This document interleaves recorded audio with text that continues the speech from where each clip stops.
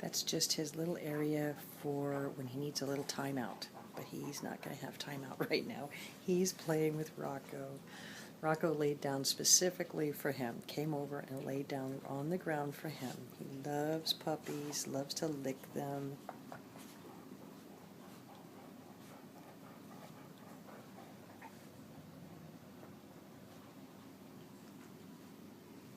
He'd be like a pseudo-mommy while you're gone. He is just such a good boy with puppies.